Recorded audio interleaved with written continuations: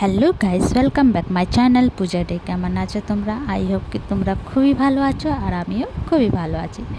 তো আজকে বানাবো এই চকলেট দিয়া আইসক্রিম।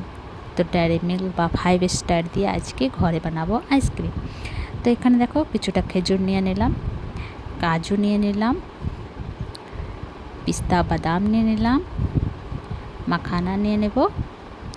তারপরে আমি জলে ভিজিয়ে রাখবো কমসে কম আধা বা 1 ঘন্টার জন্য, কি ভালো করে একটু ভিজে যাক। তো চলো আধা ঘন্টার জন্য রেখে দিই। তারপর আধা ঘন্টা পরে আবার আসলাম। তো এই যে দেখো চকলেটটাকে আমি কেটে রেখে দেবো। তো তোমরা চাইলে একদম মিহি মিহি কাটতে পারো, আর না তো একটু মোটা মোটা কেটে দিতে পারো। তো আমি একটু মোটা মোটাই কেটেছি। তো সমস্ত চকলেট কেটে নিলাম। তো দেখো মিক্সি জারের মধ্যে চকলেটটা দিয়ে দেব। তারপরে দেব যে মাখানা যে ভিজিয়ে রেখেছিলাম, কাজু,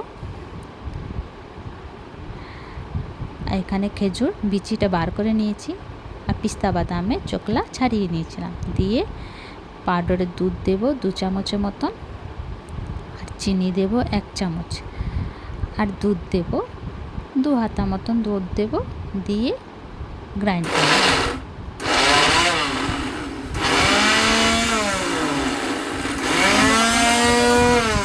তো দেখো আমার গ্রাইন্ড হয়ে গেছে। এবার আমি বাটিতে বার করে নেব।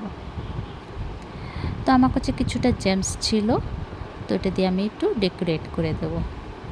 আর একটা চকলেট ছিল, ওটা দিয়ে আমি উপরে দিয়ে ডেকোরেট করে দেব। তো তোমরা যেমনি চাও অমনি ডেকোরেট করতে পারো। তো আমার ঘরের মধ্যে যা অ্যাভেলেবেল ছিল আমি ওটা দিয়ে বানিয়ে তোমাদেরকে দেখিয়েছি। তো দেখো এবার আমি ভালো করে এটাকে প্যাক করব, আর আমি ডিপ ফ্রিজে রেখে দেবো 3-4 ঘন্টার জন্য। তোমরা চাইলে ওভারনাইট भी রাখতে পারো।